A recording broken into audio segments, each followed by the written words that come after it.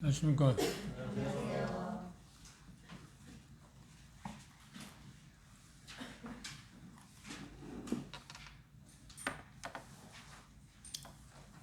지난번에 김교영 의원님이 편찮으시다는 소식 듣고 여러분들이 계속 기도하고 계시다고 생각합니다. 그런데 그 일문에서 제가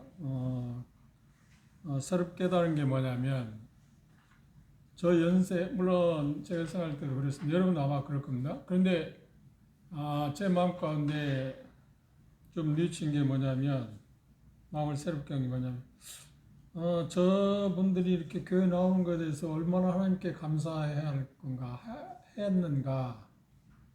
당연하게 생각합니다. 당연하게. 김현재 부부도 마찬가지지만, 여러분도 마찬가지입니다. 저도 마찬가지고, 그렇죠? 우리가 이 자리에 함께 왔다 오는 것 때문에, 함께 모였다 오는 것 때문에 얼마나 하나님께 감사해야 하는가. 그죠? 서로가 그렇습니다. 우리 삶이 언제 어떻게 변할지 모르는데 순간이잖아요.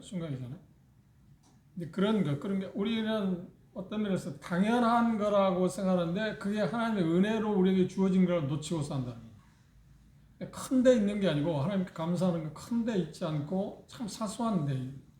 그렇죠? 오늘 우리 본문에서 보면 바울 사도도 우리가 알고 있는 것인데, 바울 사도는 그것 때문에 위축되고 낙심한 데서 하나님께 감사하는 모습이 있습니다. 이게 당연한 거라고 생각하면 안 되는 거라고 생각합니다. 그죠? 이게 사소한 거, 참 사소한 거. 여러분들이 밥 먹을 때 아침, 점심, 저녁, 저는 삼시이니까 세끼 먹는데 밥 먹을 때마다 하나님께 감사하시잖아요. 그럼 감사할 때 우리는 어떤 특별한 것 때문에 감사한 게 아니라 이걸 먹을 수 있게 했다고 하는 자체도 감사한 거 아닌가요? 그죠? 그걸 병원에 가면 음식을 놓고 먹지 못하는 사람들 보잖아요. 그런 사람 보면 이거 먹는 게 정말 하나님 주신 특별한 은혜다 하는 걸 새삼스럽게 느끼잖아요. 근데 건강할 때는 그게 그냥 당연한 거야. 그런 것에 대해서 감사를 잊고 산다고 하는 거예요. 자세히 살펴보면 감사할 게 너무 넘쳐 있는데, 그죠? 우리는 그 감사에 대해서 잘못 생각하니까, 당연하다고 생각하니까 불만스럽고, 하나님께서 우리에게 주신 그 은혜에 대해서 소홀히 생각하고, 그런 경향이 너무 많다 하는 것을 특별히 개인적인 건강 문제로 인해서 새롭게 생각하고, 참 하나님께 감사해야겠구나. 김인재 뿐만 아니라 오늘 참석하신 분들, 그리고 저도 이렇게 참석해서 또 메시지를 전할 수 있다는 자체도 감사할 일이고, 그죠? 형제 자매들에 대해서 우리가 그런 서로 당연한 것인데도 그게 하나님이 도우심으로 은혜를 베푸심으로 우리가 이렇게 누리고 있다는 것 때문에 참 감사하겠다 하는 것을 새삼스럽게 생각했습니다. 오늘 고린도후서 2장 12절부터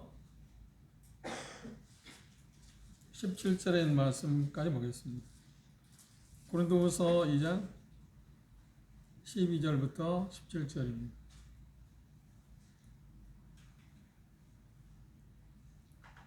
제가 먼저 12절 읽겠습니다. 한 절씩 교도하겠습니다. 내가 그리스도의 복음을 위하여 드로아의 이름에 주 안에서 문이 내게 열렸으되, 내가 내 형제 그들을 만나지 못하므로 내 심령이 편하지 못하여 그들을 찾으려고 마음에 넘어가고 하노라. 항상 우리를 그리스도 안에서 이기게 하시고 우리로 말미암아 각자에서 그리스도를 아는 냄새를 나타내시는 하나님께 감사하노라. 우리는 구원받는 자들에게나 망하는 자들에게나 하나님 앞에서 그리스도의 향기니, 이 사람에게는 사망으로 조차 사망이 이르고 이르는 냄새요, 저 사람에게는 생명으로 조차 생명이 이르는 냄새라. 누가 이것을 감당하리요? 우리는 수많은 사람들처럼 하나님의 말씀을 동작하게 하지 아니하고 곧 순전함으로 하나님께 받은 것 같이 하나님 앞에서와 그리스도 안에서 말하라. 네, 감사합니다. 오늘 이 말씀을 보시면 바울 사도의 그 낙담한 내용들이 나와 있습니다. 그리고 그런 환경 가운데서 그분은 하나님께 감사하고 있는 내용이 오늘 본문에 나와 있는데, 성경 해석에 있어서 일반적으로 네 가지를 생각합니다. 특별히 역사적 배경, 그 다음 문화적인 배경, 그 다음 문자적인 것, 그 다음 이제 신학적인 그런 걸 통해서 성경을 해석해야 가장 올바르다고 그렇게 생각하는데, 특별히 이 부분에서는 그 역사적인 배경을 우리가 생각하는 게 필요하다고 생각합니다. 뭐 제가 그동안 그렇게 했습니다만, 이 상황이 사도행전과 연관되어 있습니다. 바울은 에베소를 떠나서 드로아에 갔습니다. 그게 사도행전 19장에 나와 있습니다. 한번 보십시오. 한번 찾아봅시다. 우리가 사도행전을 이미 공부했습니다. 사도행전을 잘 공부하면 이 서신서의 내용의 정확한 의미를 우리가 놓치지 않고 제대로 따라갈 수 있습니다. 그런데 사도행전을 잘 모르면 이 서신서에 내온 그 내용들이 역사적인 배경을 놓쳐버리면 잘못 해석할 수도 있고 오해할 수도 있습니다. 고린도서 19장, 사도행전 19장을 보시면 너무 길기 때문에 다 열거할 수는 없고요. 19장 23절부터 마지막 41절의 내용인데 23절을 보십시다. 그때쯤 되어 이 도로 인하여 적지 않은 소동이 있었으니, 어디서? 에베소에서 일어난 일인데, 에베소에서 보물자람으로 말미암아 소동이 일어났는데, 그 내용은 어떤 거냐면 그 에베소 지역에서 우상이 아니라 우상장사하는 사람들이 자기들이 생업에, 사업에 커다란 문제가 생겼다고 해서 소동을 일으켰습니다. 그 일로 인해서 오늘날 말하면 어떤 소송에 걸렸습니다. 그래서 공의에 잡혀가는, 그리고 그곳에서 바울을 신문하고자 하는 그런 내용들이 나와 있고, 그것에 대해서 20장 1절에 보면 소요 사태라고 이야기합니다. 그런 상황이 벌어졌습니다. 그런데 본문에 다시 와서 그걸 생각해 보면, 여기 보면 이렇게 나와 있습니다. 고린도서 2장 12절 주목해 보시면, 내가 그리스도의 복음을 위하여 드로아에 이르렀다. 드로아라는 지역은 바울 사도는 이미 16장에서 사도행 16장에서 처음으로 그곳을 방문한 일이 있습니다. 사도행 16장으로 돌아볼까요?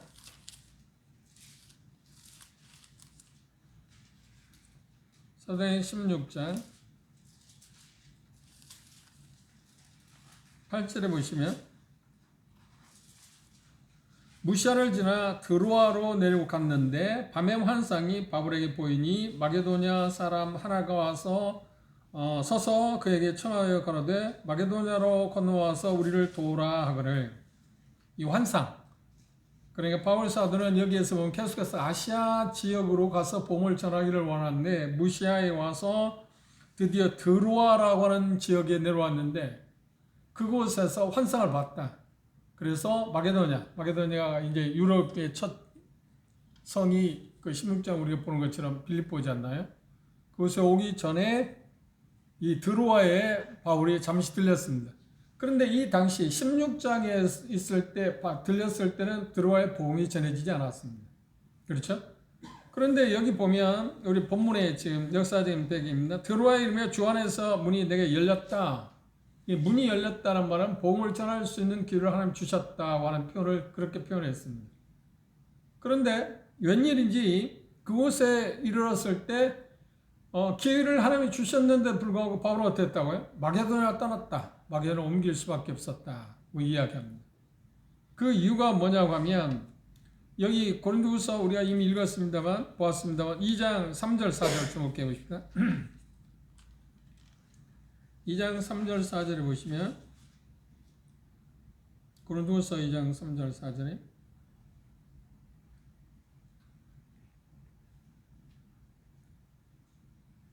내가 이같이 쓴 것은 내가 갈 때 마땅히 나를 기쁘게 할 자로부터 도리어 근심을 얻을까 염려하며, 또 너희 무리를 대하여 나의 기쁨이 너희 무리의 기쁨인 줄 확신합니다. 이 말은 무슨 말이냐면, 이 고린도전서를 쓰기 전에 고린도전서 말고 그 다음 고린도전서 쓰고 난 다음에 중간에 고린도후서를 쓰기 전에 엄한 편지라고 하는 걸 하나 보낸 일이 있습니다. 그 내용에 대해서 누구를 통해서 보냈냐면 여기 본문에 지금 나오는 디도를 통해서 보냈습니다. 디도를 통해서 보냈는데 지금 바울 사도가 기대하는 것은 고린도 교회는 우리가 고린도에서 공부한 것처럼 심한 고린도 교회 때문에 바울 사도는 압박을 받고 있잖아요. 그렇죠? 자기에 대해서 대적한다고 하는 이야기도 있고, 그리고 뭐 가짜 사도라고 하는 둥 먹고 살기 위해서 복음을 전하는데 우리가 이제 고린도에서 공부한 것처럼 상상할 수 없는 그 어려움에 지금 있어. 근데 그런 소식을 들을 때 바울 사도의 마음 가운데 어떻게 했을까? 위축당할 수밖에 없냐? 오늘 말하면 낙심할 수밖에 없습니다. 내가 1년 8개월 동안 그것에 일했는데 대가가 이런 건가? 이렇게 성도들이 나를 대접해야 되는가? 하나님께서 이렇게 성도들 통해서 내게 돌아오는 게 이것밖에 없는가 할 때 얼마나 위축당했을까요? 그렇죠? 낙심할 수밖에 없는 상황입니다. 그런데 그 상황에서 그 문제를 해결하기 위해서 지금 엄한 편지라고 하는 고린도전서 후서 중간에 서신을 하나 누구를 통해서 보냈냐면 여기 디도에게 보냈습니다. 디도에 보낸 내용이 뭐냐면 7장에 넘어가서 고린도서 7장 좀 이 배경이 우리가 중요하기 때문에 보는 겁니다.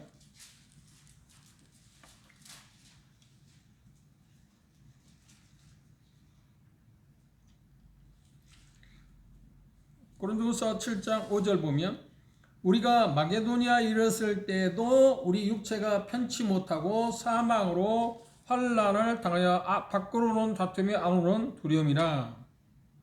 그런데 6절에 보면 그러나 비천한 자들을 위로하시는 하나님이 디도의 오므로 우리를 위로하셨으니. 편지를 가지고 지금 어디로 고린도 갔는데, 그렇죠? 어떤 내용입니까? 그들이 회개하고 돌아오기를, 고린도 성도들이.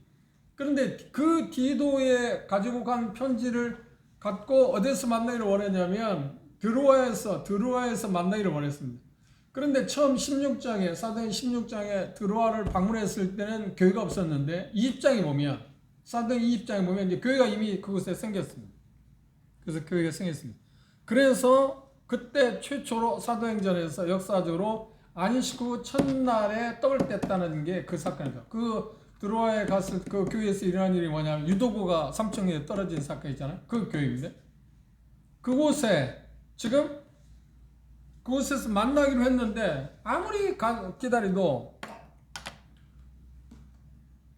디도가 오지 않으니까 바울 사도의 마음이 얼마나 초조했는지 근심과 걱정이 너무 많았는지 어땠냐면 그냥 고린도 가면 안 되니까 지금 고린도 가면 안 되기 때문에 고린도보다 가까운 그러니까 드로아에서 고린도보다 가까이 갈 수 있는 게 어디냐면 마게도니아라는 마게도니아 지역으로 갔습니다. 그런데 그곳에서 누구를 만났다고요? 하나님께서 이 7장에 보면 디도를 만나게 하셨어요. 그리고 그 디도를 만나게 하셨을 때 7장 5절에서 이미 우리가 1장에서 본 것처럼 하나님이 어떤 분이라고 이야기했나요? 고린도 후서 1장에 보면 우리가 공부한 부분인데 1장 하나님은 어떤 분으로 이야기했나요? 3절에 그렇게 배웠지 않나요? 예수 그리스도의 하나님이라고 그랬고 자비의 아버지라고 그랬고 또 뭐라고요? 모든 위로의 하나님이시다. 모든 위로의 하나님. 근데 위로의 하나님인데 하나님께서 우리를 위로하시는데 어떻게 위로하냐면 느닷없이 꿈으로나 어떤 환상적인 어떤 걸 통해서 위로하는 게 아니라 사람이나 어떤 환경을 통해서 우리를 위로하시잖아요. 더 가장 많이 위로하시는 방법이 뭐냐면 사람을 통해서 위로하시는데 5장 7절에서 이야기가 7장 5절에서 이야기했잖아요. 디도를 마게도니아에서 만나게 함으로 인해서 위로를 했어요. 위로의 하나님께서 그렇게 그러나 비천한 자들을 위로하시는 하나님이 디도의 엄으로 우리를 위로했다. 그 낙심에서 벗어날 수 있게 했다. 그 이유가 뭔가요? 그 편지 내용을 받고 고린도 성도들이 회개하고 돌이켰기 때문이에요. 그 소식을 들었다는 겁니다. 그것 때문에 바울 사도는 이제 그 낙심과 염려, 근심에서 벗어날 수 있었습니다. 그런데 그보다 더 중요한 게 뭐냐면 바울 사도에게 첫 번째 본문에서 이야기하고자 하는 것은 그런 분에게도 낙심이 있었다. 좌절, 말할 수 없는 환난, 그런 표현을 여기 지금 2장에서 이야기하고 있습니다. 그런 상황에서 하나님께서는 디도를 만나게 함으로 인해서 위로를 받았다. 그런데 여기에 문제가 하나 있습니다. 드로아에 갔을 때 지금 16장에 그 사건을 갔은 겁니다. 교회가 없으니까 그곳에 문이 공의 문이 열렸으니까 그게 복음을 전해야 하는 게 아닙니까? 이게 복음을 전하면 당연히 뭐가 생겨? 교회가 생기지 않아요? 근데 바울사도의 마음은 어디에 지금 꽂혀 있어요? 고린도 교회에 지금 꽂혀 있어요. 그래서 지금 그곳에 복음을 전하기는 했어도 온 집중을 해서 복음을 전하지 못했어요. 그래서 우리가 보는 것처럼 거기서 계속 복음을 전하자 어디로 옮겼다가 마게도로 옮겼다니까. 왜? 기도를 그곳에 만나고 싶었어. 그 기도가 드로아에 오기로 했는데 안 오니까, 아무리 기다려도 안 오니까, 아니다. 내가 더 가까이 가야겠다 해서 마게도니아에 갔을 때 드디어 7장 5절에 있는 것처럼 마게도니아에 갔을 때 하나님께서 마게도니아에서 기도를 만나기 위해서 위로를 하셨다. 하나님이 하시는 방법은 그렇습니다. 그런데 이 부분에서 그 7장 5절 6절에 그렇게 말했잖아요. 비천한 자. 본인 자신이 바울사도 어떤 생각을 하냐면 나도 쉬운 말하면 흙으로 지은 사람이다. 네가 대단한 사람이 아니다. 그렇죠? 고린도 성도 주변 사람들 저분은 참 대단한 사람이야. 그 말은 무슨 말이야? 저분은 위로가 필요 없어. 내가 뭐 도와줄 게 뭐가 있어? 하나님으로부터 그렇게 계속 보호를 받고 모든 걸 잘 하고 계시는 분인데 대단한 분인데 내가 뭐 위로의 말을 할 게 뭐 있어? 그리고 그분의 필요한 것들을 내가 공급할 거 뭐가 있어? 하나님이 다 하실 건데? 그렇게 그들이 생각했다는 거예요. 근데 바울사도 자신은 어떻게? 나도 여전히 여러분들의 도움 필요한 사람입니다. 바꿔 말하면 나도 흙으로 지어진 사람이지 여러분과 다른 사람이 아닙니다. 단 하나 차이가 있다면 하나님의 능력에 의해서 하나님의 은혜에 의해서 내가 쓰임받고 있을 뿐이지. 그렇죠? 이게 이제 우리가 생각하는 일꾼들에 대해서 갖는 그 자세야. 이게 참 필요합니다. 제 이야기를 해서 좀 제가 얼마 전에 이제 문제가 생겼잖아요. 건강 문제가 생겼어요. 근데 아는 분들이 저를 아는 분인데 이거 저 인재님이 뭐 그런 일을 당해? 왜 그런 일을 하냐? 그래서 내가 그런 분들한테 몇 분들은 그랬어요. 내가 지금 쇠냐? 나는 철로 만들어진 인간이야. 나도 형제 자매들 똑같이 흙을 만들어진 인간이야. 근데 왜 그렇게 생각하냐? 그러니까 이제 뭐 그동안 이제 건강했으니까 그렇잖아요. 물론 과정 가운데 여러 가지 위기도 겪기도 하고 뭐 오진을 했지만 뭐 암 판정도 받기도 하고 뭐 그런 과정이 있기는 있었지만 그 이후에 오랫동안 그런 특별한 게 별로 없었으니까 그러죠?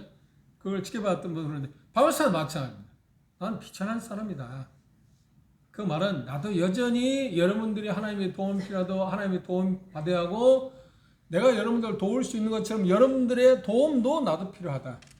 이게 우리에게 좀 필요한 부분입니다. 그렇죠? 그렇잖아요. 저분은 뭐 능력 있는 분이니까 하나님의 종이니까 아니면 하나님이 쓰시는 사람이니까 내가 뭐 위로할 게 뭐가 있어? 뭐 위로한다는 게 얼마나 되겠어? 아니요. 그게 아니에요. 지금 그런 부분에 대해서 지금 이야기를 하고 있습니다.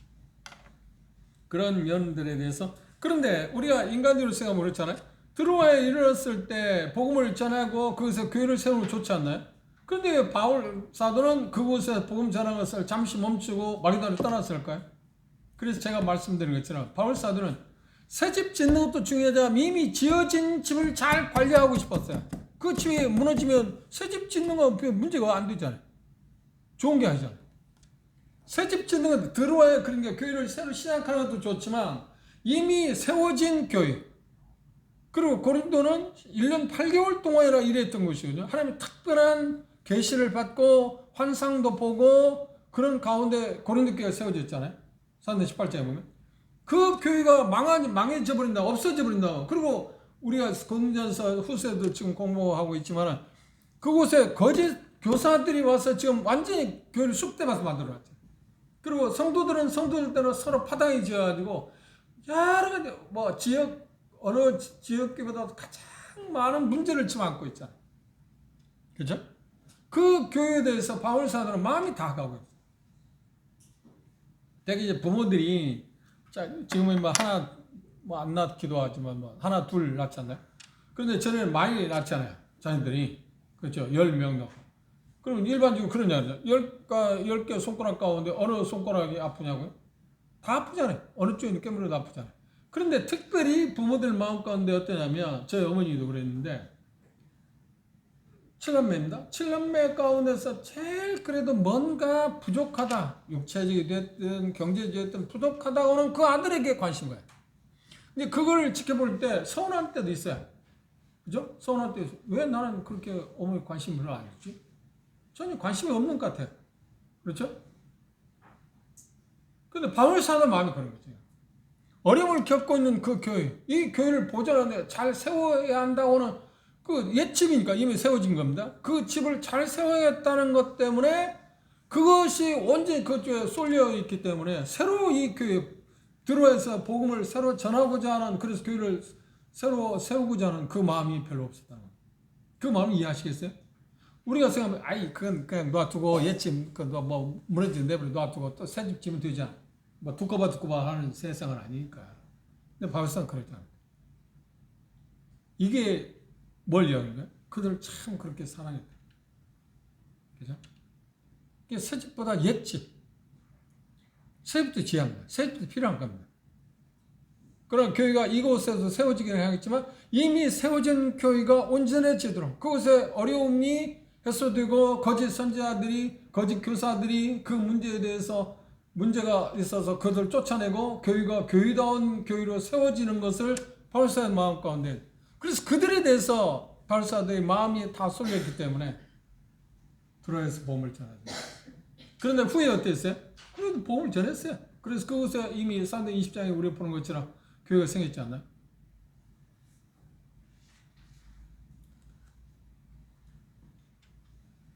그래서 우리 마음 가운데 바울사도의 이 모습에서 우리가 생각할 건 새로운 것도 중요하지만 옛 것을 다시 잘 살리는 것. 집으로 말하면 새 집보다는 옛 집에 문제가 있을 때 그 집을 잘 수리하는 것. 온전한 집으로 세우는 것. 교회로 말하면 그렇죠? 그것이 바울사의 마음이 있었다라고 하는 겁니다. 그런데 14절에 17절에 보면 이 내용은 우리가 가장 쉽게 이해할 수 있기 위해서는 어떤 역사적인 배경을 좀 알아야 합니다. 그런 역사적인 배경은 문화, 당시 문화를, 바울사가 이 말씀을 했을 때 어떤 걸 연상했냐면 개선 장군의 행진을 지금 연상하고 있었습니다. 제가 매년, 올해는 그런 마음이 별로 없는데 매년 크리스마스가 되면 배너를 봅니다. 그 DVD 그걸 하나 그 옛날에 구해가지고 지금도 있습니다. 그걸 보는데 배너를 보면 보신 분은 한 번쯤 안 보셨나요? 보시면 배너가 노예선을 탔잖아요. 노예선을 타다가 그 해전, 그러니까 오늘로 말하면 제독입니다. 그 사람이 대승전을 했는데 저걸 수많은 배를 다 파손하고 노마가 정말 엄청난 승리를 했는데 자기 배가 파손당했습니다. 그리고 배너가 탄 배죠. 그런데 다 이제 죽었다고 생각하는데 조각, 뭐 널조각 타고 가서 지금 그 제독을 누가 살렸나요? 그렇죠. 배너가 살렸습니다. 그런데 자기가 생각할 때, 그 제독이 생각할 때는 아, 나는 이제 죽었다. 그리고 이미 실패했다. 완전히 패전했다. 패전하니까 노마 장군들이 하는 일이 이제 자살하는 겁니다. 그러니까 죽으려고 할 때, 자살하려고 할 때 배너가 어떻게 하는 거야? 막 쇠사슬로 머리를 쳐갖고 기절시키지 않나요? 근데 잠시 후에 보니까 대승해가지고 그 제도를 찾았잖아요. 그래갖고 개선 장군이 되어가지고 노마 황제한테 이제 상을 받기 위해서 한 50계단 되는 데 올라가는 장면을 여러분이 연상할지 모릅니다. 그런데 그 모습에서 노마 당시에 그 모습에서 이 바울사도는 이 말씀을 연상했습니다. 그걸 연상해 시면 도움이 될 겁니다. 그러니까 버클리라는 사람은 그의 저서에 보면 이 내용을 더 구체적으로 잘 설명해 놓은 게 있습니다. 그러니까 여러분 배너의 그 영화를 보면 그 내용이 다 들어 있습니다. 자, 개선 장군, 그러니까 황제가 그 노마 그 시내에 가장 중요한 그 시내에서 그 행진을 하기 위해서는 조건이 있습니다. 조건이 뭐냐면 최소한 적군을 5,000명 이상 죽인 사람만이 그 개선 행진에 들어갈 수 있다. 조건이 그렇습니다. 장군이고. 그렇죠? 적군을. 그리고 그뿐만 아니라 그것으로 인해서 영토를 확장하게 해줘야 한다. 해야 한다고는 그런 조건이 있습니다. 그런 부분들이 성취되면, 이루어지면 드디어 뭐라고 하냐면 노마 황제에 의해서 개선 행진을 합니다. 그런데 로마 장군이라고 하면, 장교들이라고 하면 그게 최고의 영예로, 최고의 영예라고 그렇게 생각합니다. 그런데 게슨 장군은 실제적으로 그 전투에서 최고의 위치에 있는 사람입니다. 그렇죠. 전두위주의 한 사람. 그게 게슨 장군이니까. 그 다음 두 번째, 아까 얘기한 대로 5,000명 이상의 적군을 죽인 사람이, 그 숫자가 적으면 자기가 승리했을지라도 큰 공이 아니라고 생각해서 게슨 그 장군의 그 행렬에 집어넣지를 않답니다. 그리고 두 번째가 뭐냐면 평화를 정착시키는 것. 로마의 외세에 의해서 침입하려고 할 때 그걸 막아냈다고 하는구나. 그런 부분들. 그리고 이 그 행진이 어디에서 하냐면 감피돌리오라고 하는 로마 그 지역이 있답니다. 그곳에서 그 일을 한답니다. 행진을 했답니다. 배너를 여러분들 연상해 보시면 그 자리가 있습니다.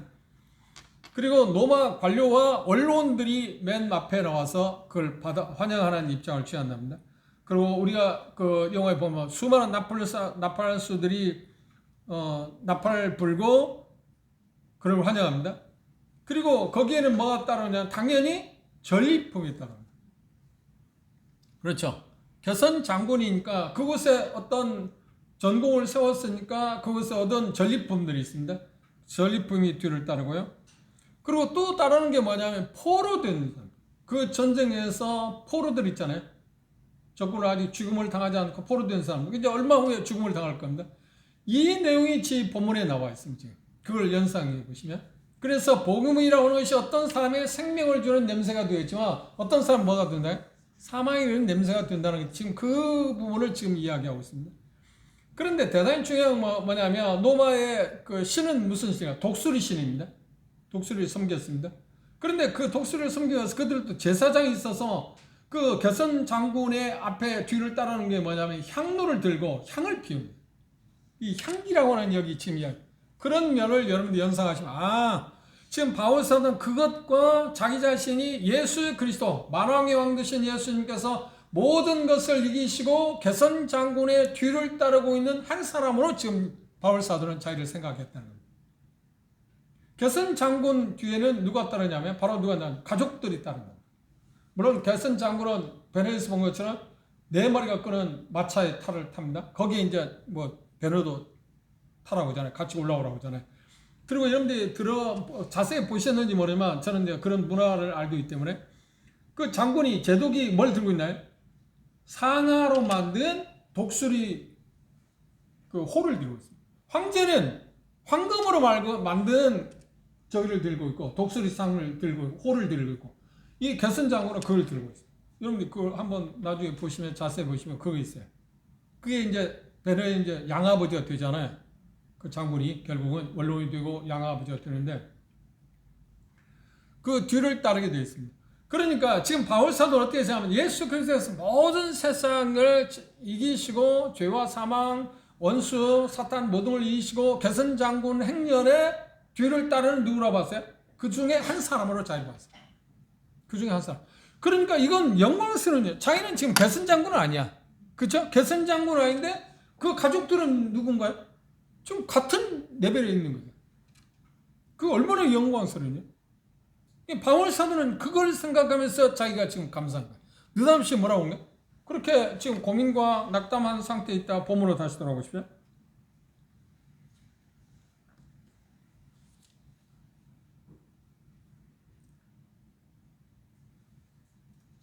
12절, 14절에 보시면 내가 내 형제 기도를 만나지 못함으로 내 심령이 편치 못하여 저희를 작별하고 조금 전에 설명한 것입니다.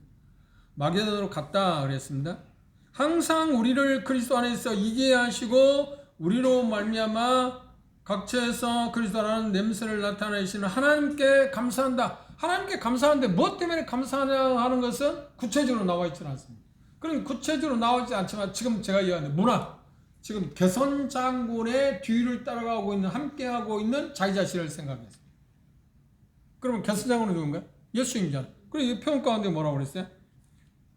그리스도 안에서 이기게 하시고 우리로 말미암아 각지에서 그리스도라는 냄새를 나타내시는 하나님께 감사합니다. 그러면 첫째, 바울 사도는 게선 장군을 뒤를 따라가면서 감사할 수 있던 게 뭐 때문에 감사했을까요? 첫째, 여기 표현 가운데 보면 첫 번째 감사한 내용이 나와 있습니다. 그건 뭐냐면 여기 내용 가운데 뭐라고 표현했나요? 하나님의 인도를 받고 있다. 하나님의 인도를 받고 있는 것 때문에 감사.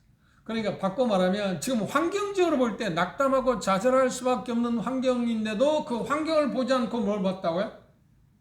게선 장군의 뒤를 따라가고 있는 자기 자신을 보면서 자기와 함께 하시는, 그러니까 그분과 함께 하고 있는 자기 자신을 볼 때 위로가 받아요. 감사가 될 수밖에 없어요. 그러니까 상황을 본 거예요. 그 환경이나 상황을 본 게 아니라 누굴 봤어요? 예수님을 봤어요. 예수님을 봤어요. 모든 것을 이기게 하시는 그분. 왜냐하면 그분은 다 이기셨잖아요. 다 이기셨다는 말은 뭐냐? 그분이 부활하셨다는 게 그 증거잖아요. 세상에서 제일 무서운 적이 뭔가요? 무거운 그 최고의 무기가 뭔가요? 죽음이잖아요. 죽음을 이기셨으니까, 죽음을 이겼으니까 모든 걸 다 이길 수 있다는 거예요. 그게 확실한 증표니까.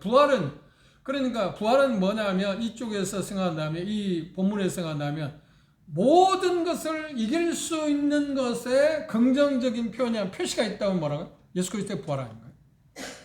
모든 걸 이기게 하시는 거. 하나님의 인도를 받는 특권 때문에 하나님께 감사했어요. 그래서 그 낙심하고 좌절한 상태에서 어떻게 자기는 그것에서 환경적인 그런 부분에 함몰당하지 않았다고 하는 것입니다. 이거 참 중요한 것입니다. 그 다음 두 번째, 바울 사도가 감사했던 건 뭐냐면 그리스도 안에서 승리가 약속되었다. 여기 표현 가운데 말이에요. 14절 하반절에 보시면 그렇게 나와 있잖아요. 항상 우리를 그리스도 안에서 이기게 하신다. 누구 안에서요? 그리스도 안에서 이기게 하시는 하나님. 이게 자기에게 주는 특권이라는 거예요.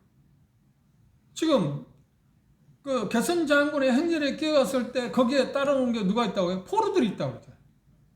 승리했기 때문에 지금 전리품도 있고 포로가 있다는 거예요. 그들을 봤어요. 승리가 약속되었다는 거예요. 그래서 그리스도 안에서 우리를 이기게 하신다. 승리하게 하신다. 그 어떤 상황도 어떤 환경도 그리스도 안에 있게 될 때 그걸 넘어설 수는 없다. 그래서 그런 하나님께 감사하고 있습니다. 우리도 그럴 수 있잖아요. 어떤 환경들이 우리를 엄몰시키려고 하고 우리를 완전히 침몰시킬 것 같이 보이지만 그러나 그리스도 안에 있다고 하는 것, 그리고 그리스도 안에서 부활하신 그분이 우리를 도우심으로 말미암아 우리의 능력을 주셔서 우리도 이기게 하실 거라는 걸 믿게 될 때 그분을 바라본다면 그런 특권이 우리에게 주어졌다는 걸 알게 되면 어떤가요? 우리도 위로를 받을 수 있잖아요. 그때 우리도 그 하나님께 감사할 수 있잖아요. 그렇죠?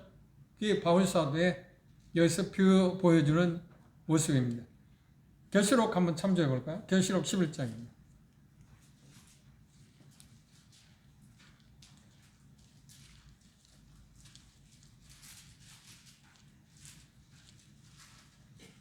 계시 11장 15절에 보시면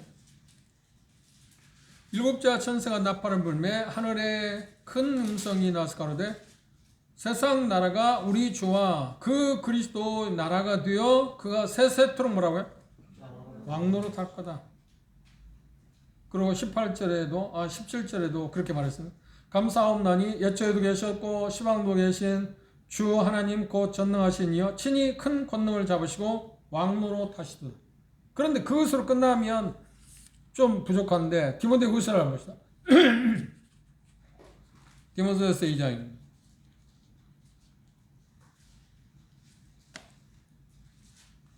디모데후서 2장 12절 말씀 봅시다.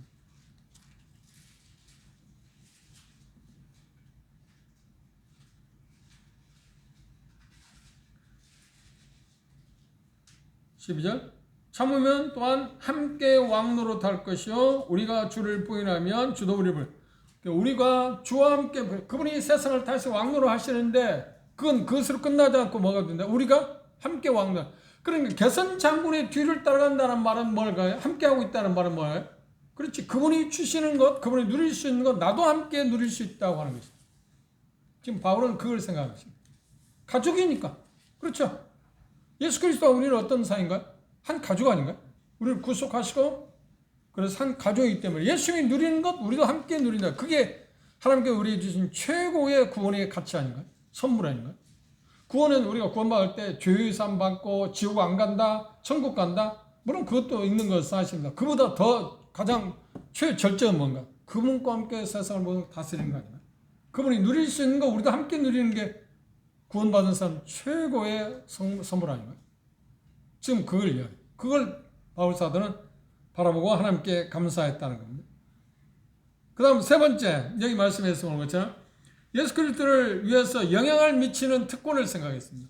그래서 그걸 부정적인 면도 있고 하나는 무엇도 있다고요? 긍정적인 면이 있습니다. 개선장국에 갈 때 뭐가 있다고요? 어떤 사람에게는 그렇죠. 자기 승리했으니까 생명을 주지만 어떤 사람에는 지금 포로들은 어때요? 잠시 후에 죽음을 당하잖아요.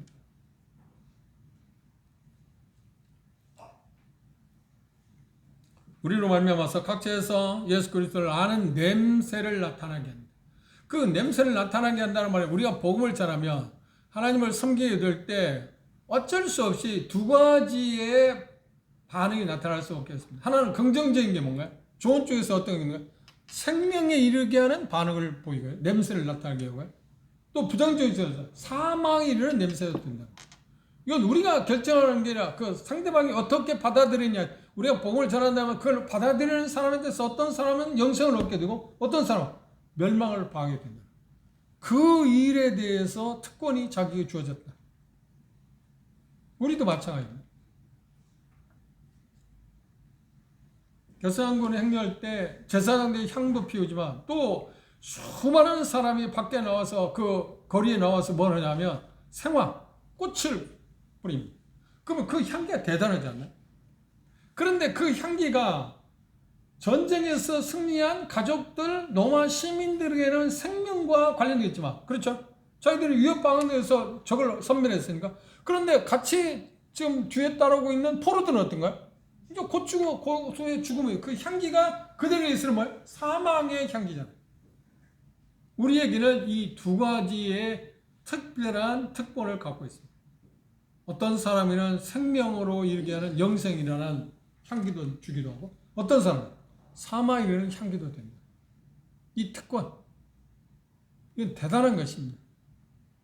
그건 우리가 어떤 것에 의해서가 아니라 예수 그리스도 그분 때문에 개선장군이신 모든 것을 승자 모든 것을 다스리신 그분이 우리에게 주는 것 때문에 우리에게 주어지는 것입니다.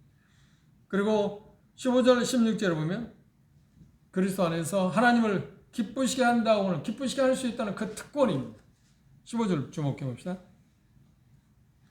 우리는 구원 얻는 자들에게나 망하는 자들에게나 하나님 앞에서 그리스도의 향기니 16절 이 사람에게는 사망으로 쫓아 사망에 이르는 냄새요 저 사람에게는 생명으로 쫓아 생명에 이르는 냄새라.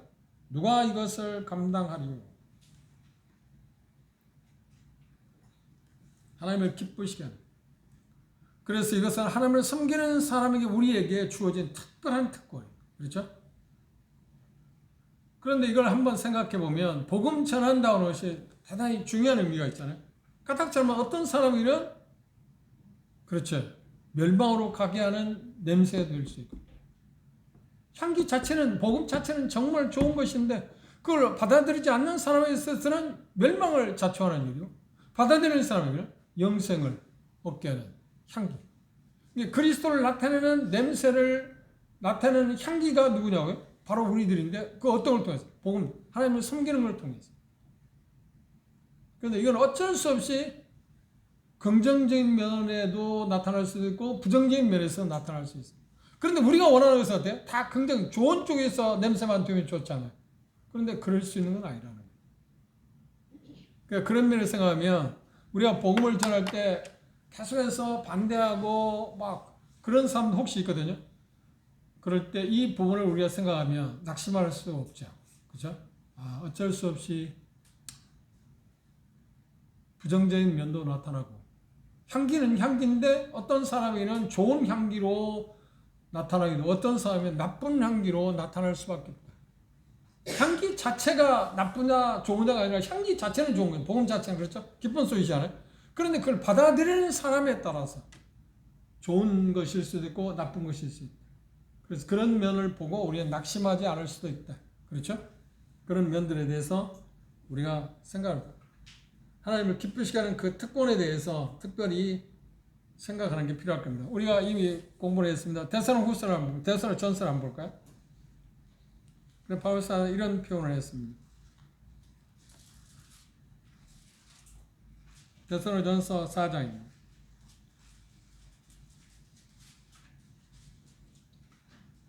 정말로 형제들아 우리가 주 예수 안에서 너희에게 구하고 권면하니 너희가 마땅히 어떻게 행하며 하나님께 기쁘시게 할 것을 우리에게 받았으니 곧 너희의 행하는 것.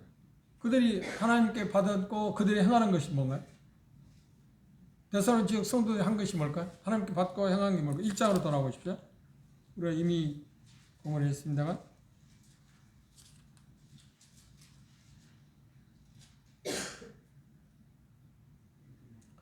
8절 이하의 원편 데살로니가전서 1장 8절 주의 말씀이 너희로부터 마게도냐와 아가야만 들릴 뿐 아니라 하나님을 향하는 너희 믿음의 소문이 각처에 퍼진 그로 우리는 아무 말도 할 것이 없다. 그들은 바울 사도와 실라하고 디모데를 통해서 복음을 받아들였습니다. 그렇죠. 그런데 그런데 어떻게 했다고요? 그 복음이 그들에게는 무슨 향기로 왔나요? 생명에 이르는 향기로 전해졌습니다. 그렇죠. 대사 성도들에게서는. 그런데 그들이 생명의 향기를 받은 그 복음을 어떻게 했어요? 그걸 다른 사람에게 전했다는 거예요. 계속 전했다. 왜? 그것이 하나님을 기쁘시게 하는 일이니까 최고의 것이니까. 그 특권. 우리가 복음을 전할 수 있다. 예수님을 누구에게인가 전할 수 있다고 하는 것보다 큰 특권이 어디 있나? 그렇죠? 되게 경우 보면 각 나라 대사들 있잖아요. 대사들 또 있는 대사들 등급이 있습니다. 뭐에 따라 등급이 따르는 거야? 그 나라가 이 지구촌에서 얼마나 강한 나라이냐에 따라서 대사도 대사 나름이잖아요. 그러면 여하튼 이 지구촌 최고의 어느 나라 가든지 가장 대사에 목에 힘을 주는 대사는 어느 나라 대사인가요? 미국 대사 아닌가요? 그렇죠? 미국 대사. 우리나라 대사도 대단히 힘이 있답니다.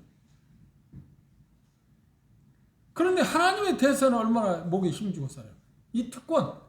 바울사는 그걸 생각하고 감사했다는 거예요. 그걸 생각하고 감사했다.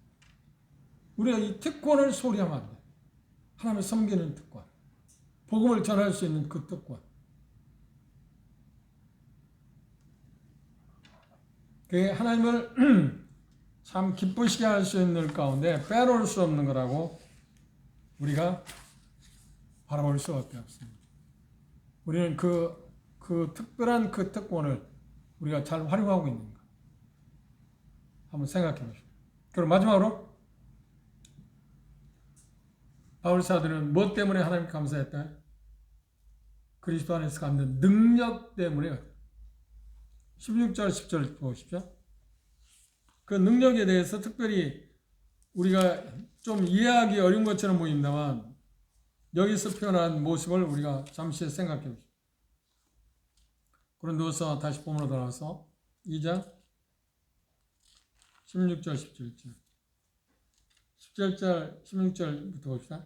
이 사람에는 사망으로조차 사망이 이르는 냄새요 저 사람에는 생명으로조차 생명이 이르는 냄새. 누가 이를 감당하리요? 누가 이를 감당하리요라고 하는 말은 뭔가요? 아무나 이걸 할 수 있는 게 아니다. 누가? 바울 사도가 그 일을 감당했고 하나님께서 우리에게 그 일을 감당하셨다. 복음을 전할 수 있는 하나님을 기쁘시게 할 수 있는 그 능력을 그 특권을 우리에게 주셨으니까. 그렇죠? 그런데 17절에 뭘 이야기하냐면 우리는 수단 사람과 같이 하나님의 말씀을 혼잡하게 하자. 이 수단 사람 누군가? 고린도 교회에 지금 어지럽히는 거짓 교사들에 대해서 이야기합니다. 많은 사람, 많은 사람, 대다수 많은 사람들이 그랬다. 그들이 하는 건 뭔가요?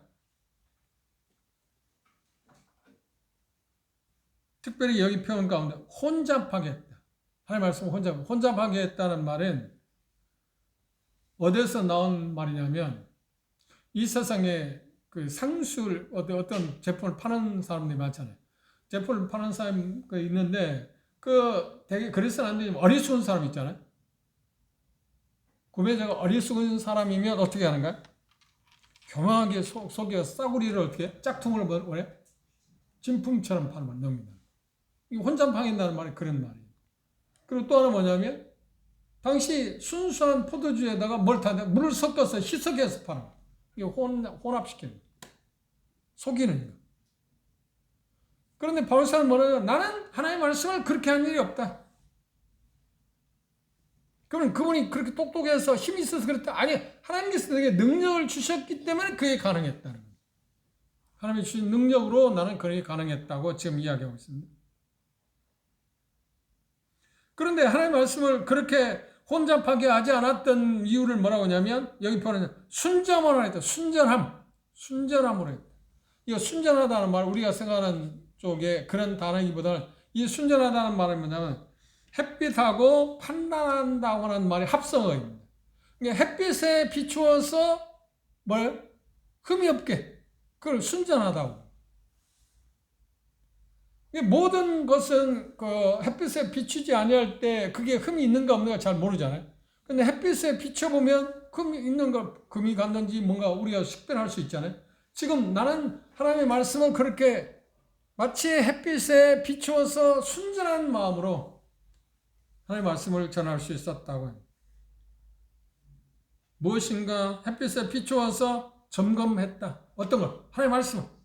그러나 가짜 교지 선지자는 어떻게 해요? 교사는 어떻게 했다? 아니야. 혼잡하게 했다. 어리석은 사람을 속여먹었다. 가품인데도 진품인 것처럼, 짝퉁인데도 명품인 것처럼.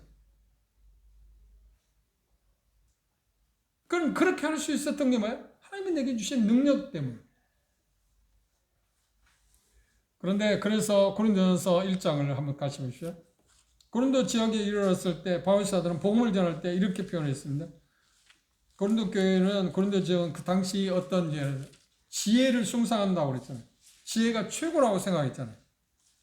그래서 바울 사도는 그곳에 갔을 때 1장 17절 고린도전서 1장 17절에 그리스도께서 나를 보내심은 세를 주게 하려 하심이 아니요 오직 복음을 전케 하려 하심이니 복음을 전할 때 말의 지혜로 하지 아니하면 그리스도의 십자가가 헛되지 않게. 나는 말의 지혜로 복음을 전하지 않다. 그 말을 지금 고린도후서에 말하는 나는 순전함으로 그러잖아. 순전함.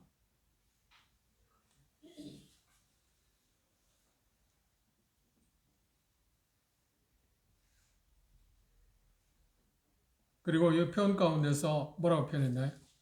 다시 17절 다시 주목해 보시죠. 우리는 수단 사람과 같이 하나님의 말씀을 혼잡하게 하지 아니하고 곧 순전함으로 하나님께 받은 것 같이 하나님 앞에서 그리스도 안에서 말했다. 하나님을 받은 것처럼. 그 말은 뭐예요? 하나님이 내게 주신 계시 그대로 그냥 순전하게 순수하게 하나님 그 앞에서라는 말은 뭐냐? 햇빛에 마치 비추어진 그 상태로 나는 이야기했다. 그것에 어떤 것을 뭐 덧칠하거나 뭘 더하거나 빼지 않았다. 그걸 뭐라고 했어요? 순전함으로 전했다. 그렇게 할 수 있었던 게 뭐라고요? 여기 표현할 때 하나님 앞에서 그리스도 안에서 내가 말했다. 그 말은 하나님의 능력, 하나님 주신 능력으로 그걸 할 수 있었다고 말합니다. 그래서 그분은 나중에 이렇게 표현했습니다. 고린도전서 한번 보실까요? 15장 앞으로 넘겨주셔서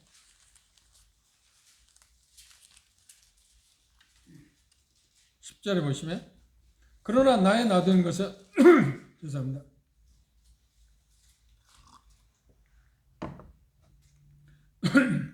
하나님의 은혜로 된 것이니 내게 주신 은혜가 헛되지 아니하여 내가 모든 사도보다 더 많이 수고하였으나 내가 아니요 오직 나와 함께 하신 하나님의 은혜가 하나님이 주신 능력에 의해서.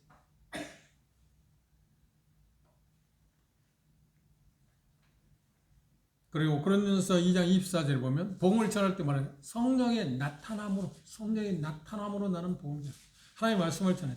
그런데 가짜들은 어떻게 했다고요? 자기들이 그냥 자기들의 생각, 자기들이 갖고 있는 지식, 자기들이 갖고 있는 어떤 상식 그것들을 동원해서 말씀을 전했기 때문에 혼잡하게 했지만 나는 하나님이 주시는 능력에 의해서 성령이 나타남에 의해서 하나님이 내게 주시는 것에 비추어서 주신 그 은혜로 말미암아서 나는 순전함으로 전했다. 햇빛에 마치 비춰지는 것처럼 흠이 없게 주신 대로 나는 전했다.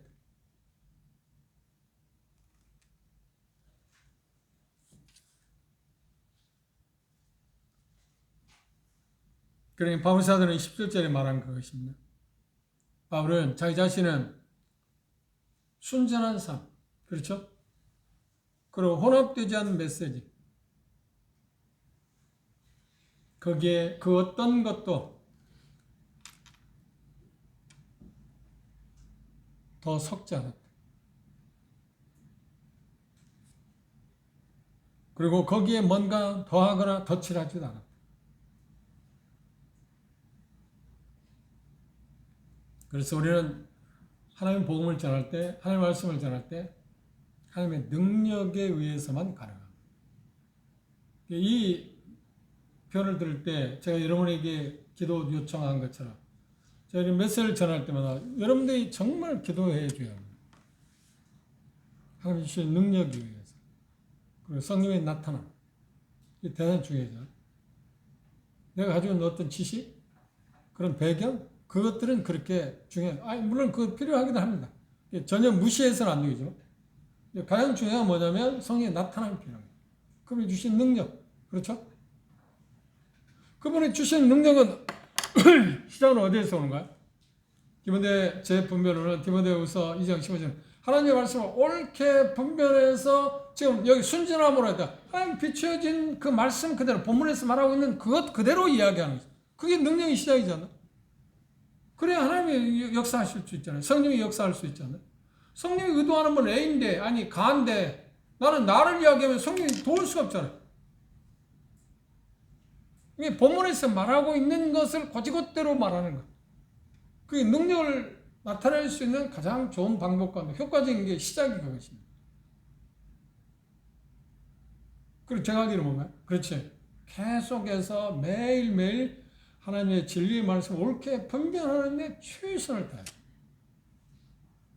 왜? 그래야 하나님의 성령이 도울 수 있습니다. 거기에 성령이 역사할 수 있습니다. 제가 할 일은 그거잖아요.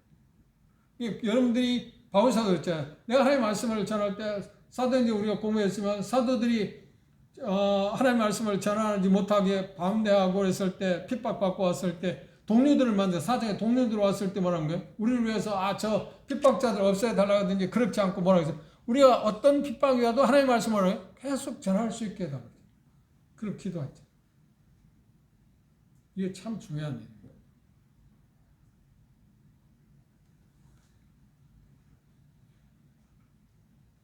결론적으로 바울 사도는 참 고린도 교회를 생각하며 역사를 우리가 잠시 살펴본 것처럼 드로아에서 기회가 좋은 기회를 하나님이 주셨음에도 불구하고 그걸 접어놓고 완전히 없애버린 거 아닙니다. 접어놓고 다음 또 갈 수 있으니까 접어놓고 고린도 교회에 이미 지어진 그 집을 온전하게 하기 위해서 마게도냐로 떠나는 바울 사도입니다. 그리고 이 표현 가운데 뒤도 오지 않으면 자기 마음에 마음이 정말 고통스러웠다. 그 표현을 그렇게 표현하고 있어요. 다시 보십시오. 2장.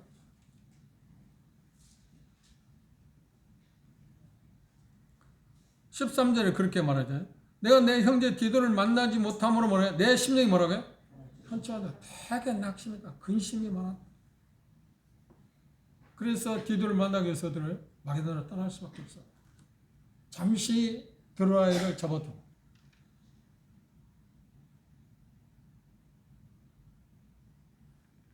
그런 상황에서, 그런 환경에서 하나님께 감사할 수 있었던 것은 우리가 본 것처럼 하나님이 인도하십니다. 이런 상황에서도 하나님이 디도를 보낼 거라고 믿었고 디도를 보낼 때 하나님께서 자기가 주어진 그 서신을 통해서 고린도 성도들이 어떻게 될 거라고요? 변할 거다, 회개할 거다. 그런데 우리가 직장에서 보고 있처럼 그 좋은 걸 갖고 왔잖아요. 하나님이 인도하십니다. 하나님을 바라봤어요. 우리는 궁극적으로 승리할 거다. 그리스도는 이기게 하시는 분이다. 그걸 바라봤어요. 환경을 보면 낙담하고 처절하고 이제 모든 걸 실망하고 자포자기하고 포기할 그런 상태에 있지만 전혀 그러지 않았어요. 그러지 않을 수 있었던 건 뭔가요? 그렇지, 하나님을 바라봤습니다. 그래서 우리의 삶 가운데서 어떤 상황들, 어떤 일을 당할 때든지 항상 예수 그리스도는 렌즈를 통해서 그걸 볼 수 있어요. 그렇죠?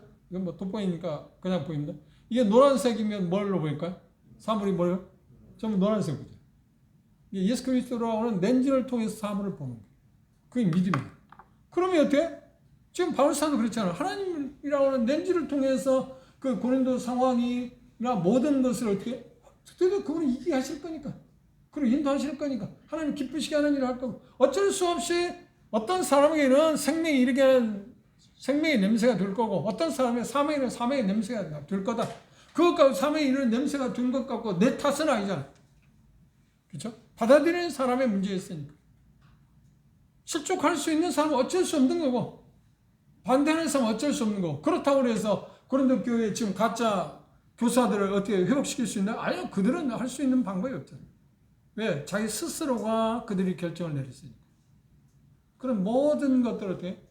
하나님의 섭리로 바라보고, 믿음이라고는 그 렌즈를 통해서, 예수 그리스도라는 하나님이라는 렌즈를 통해서 상황을 봤기 때문에, 정확히 말하면 예수 그리스도는 개선장부이신 예수 그리스도라는 렌즈를 통해서 봤기 때문에 어때? 하나님께 바울사한테 어땠어요? 상황은 그렇지 못했죠. 감사할 게 하나도 없었지만 그럼에도 어땠어요? 하나님께 감사했다. 그래서 우리가 알고 있는 것처럼 데살로니가전서 말하는 범사에 뭐라고요? 범사에 어떻게 감사하겠어요? 그런데 그리스도라는 렌즈를 통해서 보면, 왜요? 어떤 렌즈인가요? 그리스도는 어떤 그리스도인가? 지금 2장에서 개선장 모든 것을 이기신 그분, 그리고 모든 것을 그분의 뜻대로 성취하실 그분. 그럼 당장은 아닐 수도 있어요. 그런데 궁극적으로는 그렇게 그분의 뜻대로 성취되잖아요. 그리고 바울사도 믿음대로 7장에서 우리가 볼 것입니다. 우리가 잠시 봤습니다. 어떻게? 디도도 만나게 하셨고 드디어 마게도냐에서, 그렇죠? 그리고 모든 근심을 풀어줬잖아요. 그리고 가장 큰 게 뭔가? 고린도 성도들은 회개했다. 적대적인 마음을 갖고 있는 사람 대다수가 돌아섰다. 그리고 거짓 교사들을 추방했다. 그리고 등을 돌렸던 바울사도에게 향해서 얼굴을 돌렸고, 얼굴을 돌렸던 거짓 선지자 교사들을 향해서 등을 돌리게 됐다. 누가 그렇게 했다고요? 그리스도 안에서 우리에게 이김을 주시는 그분. 그분을 다 바라봅시다. 우리의 삶 가운데 바울사가 당한 것처럼 그런 큰 환난은 우리에게 아직 없을 수도 있습니다. 그리고 그분이 갖고 있는 그 직체, 그 무게, 우리가 여러분들이 갖고 있는 무게는 다른 것입니다. 그럼에도 불구하고 그분은 하나님께 감사할 수 있었던 것입니다. 예수 그리스도는 개선장부이신 예수 그리스도라고 하는 그 렌즈를 통해서 사물을 봤기 때문에 가능했다. 그래서 그분은 뭐를? 나는 하나님께 감사합니다. 이제 연말이 얼마 남지 않았습니다. 고작해 한 10일 남았지 않나요? 우리가 감사하는, 제가 모두에 말씀드려서 정말 사소한 것, 당연한 것 말고 정말 당연한 것인데도 그것에 감사하는 시간. 그렇죠? 정말 감사. 우리 서로에 대해서도 마찬가지로 그런 감사하는 마음을 나누기도 하고, 그래서 나누기 위해서 바울사도에게 우리에게 주어진 본 것처럼, 본문에서 본 것처럼, 아니 그분에게 내가 무슨 말을 해서 도움이 되겠어? 뭔 위로가 되겠어? 아니야. 그게 아니에요. 가장 작은 것이라고 생각하지만 그것이 그분에게도 필요했다. 그래서 무엇보다 가장 좋은 것은 우리가 서로에 대해서 할 수 있는 게 뭔가? 서로를 위해서 기도하는 것입니다. 그 연말이 우리가 그 못다한 것을 좀 더 박차를 가하도록 하십시오. 그리고 이번 주에 성도 집회가 있는데요. 정확히 말하면 이번 주가 다음 주죠. 그렇죠? 지금 제가 준비한 것은 계시록 2장에 있는 처음 사랑을 회복하자 라고 하는 주제를 갖고 잠시 이야기하고 싶습니다. 제가 생각할 때 가장 무거운 짐이 그것입니다. 계속 여러 성도들에서 매일 기도하고 있습니다만, 여기 가정들, 형제자매를 위해서 기도하고 있습니다. 기도할 때마다 시편 기자 이야기에서는 우리 영혼을 소생시켜달라고 계속 기도하고 있습니다. 그리고 처음 사랑을 회복시켜달라고. 그게 우리에게서는 지금 멀어져 있는 것 같으니까. 이게 회복된다면 우리의 문제는 다 해결되는 거 아닌가요? 그래서 그런 주제를 갖고 계시록 2장에 나온 에베소 교회에 주어진 책망, 처음 사랑을 다시 되찾는 그런 그 부분에 대해 주제는 생각보다 길게 이야기할 시간인데 하여튼 2시간에 걸쳐서 간략하게 이야기할까 합니다. 그리고 여러분들 기도해 주시고 이렇게 미리 이야기를 기도해 주시고 다시 한번 여러분 집에 가셔서 계시록 2장인 에베소 교회의 그 부분을 한번 읽어보시면서 내가 잃어버린 처음 사랑 무엇에서 내가 잃어버렸을까 그리고 어떻게 회복될 수 있을까를 생각하고 하나님 앞에서 나도 처음 사랑을 회복시켜 달라고 그렇게 기도하고 임할 수 있으면 좋겠습니다. 기도하고 마치겠습니다.